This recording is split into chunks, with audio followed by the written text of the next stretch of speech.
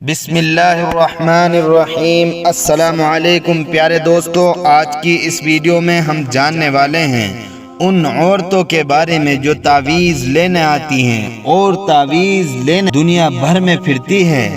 دوستو، آج کی اس ویڈیو میں ہم یہ جاننے والے ہیں، ویڈیو کو آخر تک دیکھیں اور ہم اس ویڈیو میں یہ واقعہ بھی جانیں بے حیا عورت با حیا کیسے بن گئی۔ دوستو، ویڈیو بڑی ہی دلچسپ ہونے والی ہے، آپ لوگ اس واقعے کو آخر تک سنیں اور کمنٹ کر کے بتائیں کہ آپ کو یہ واقعات کیسے لگے اور ان کو لائک اور شیئر کرنا نہ بھولیں۔ یہ جو عورتیں تعویذ لینے آتی ہیں نہ کہ حضرت تعویذ دیں، میرا خاوند میرے ساتھ ٹھیک، مجھے بڑی حیرانی ہوتی ہے۔ حیرت کی بات ہے کہ یہ جوان العمر بیوی ہے اور اللہ تعالیٰ نے اس کو عقل دی، سمجھ دی، تعلیم دی، شکل دی، سب کچھ دیا اور یہ تعویذ مانگتی پھرتی۔ یاد رکھنا، عورت اگر نیکوکار سمجھدار ہو تو اس کی ہر ادا مرد کے لیے تعویذ ہوتی ہے۔ اللہ نے مرد کے دل میں عورت کی کشش ہی ایسی رکھ دی ہے، مرد کے دل میں عورت کی مقناطیس ہی ایسی رکھ دی ہے کہ عورت کی ہر ادا مرد کے لیے تعویذ ہوتی۔ تو اللہ نے تمہیں تو اداؤں کی تعویذ دیے، باتوں کے تعویذ دیے، ان تعویذوں کو کیوں نہیں استعمال کرتی؟ کاغذ کے تعویذوں کے پیچھے کیوں بھاگتی پھرتی ہیں؟ نتیجہ کیا ہوتا ہے کہ تھکا ہوا خاوند آتا ہے اور آگے سے بیوی بھی تھکی بیٹھی ہوتی ہے۔ تو تھکا ہوا بندہ تھکی ہوئی بیوی سے کیا فرحت پائے گا؟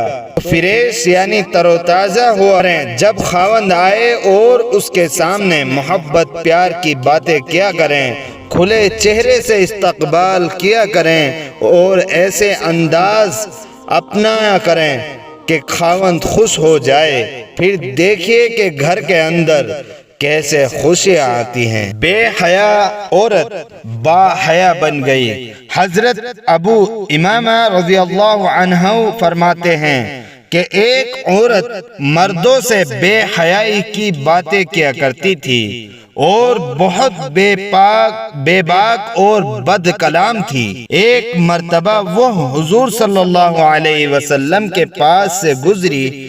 حضور صلی اللہ علیہ وسلم ایک اونچی جگہ پر بیٹھے سرید کھا رہے تھے۔ اس پر اس عورت نے کہا، انہیں دیکھو، ایسے بیٹھے ہوئے ہیں جیسے غلام بیٹھتا ہے، ایسے کھا رہے ہیں جیسے غلام کھاتا ہے۔ یہ سن کر حضور صلی اللہ علیہ وسلم نے فرمایا، کون سا بندہ مجھ سے زیادہ بندگی اختیار کرنے والا ہوگا؟ پھر اس عورت نے کہا، یہ خود کھا رہے ہیں اور مجھے نہیں کھلا رہے۔ حضور صلی اللہ علیہ وسلم نے فرمایا، تو بھی کھا لے۔ اس نے کہا، مجھے اپنے ہاتھ سے عطا فرمائیے۔ حضور صلی اللہ علیہ وسلم نے اس کو دیا تو اس نے کہا، جو آپ کے منہ میں ہے اس میں سے دیں۔ حضور صلی اللہ علیہ وسلم نے اس میں سے دیا، جیسے اس نے کھایا۔ جسے اس نے کھا لیا، اس کھانے کی برکت سے اس پر شرم و حیا غالب آ گئی اور اس کے بعد آپ انتقال تک کسی سے بے حیائی کی بات نہ کی۔ سبحان اللہ۔ اللہ تعالی ہماری ماؤں بہنوں اور تمام تعویذوں سے بچائے، آمین۔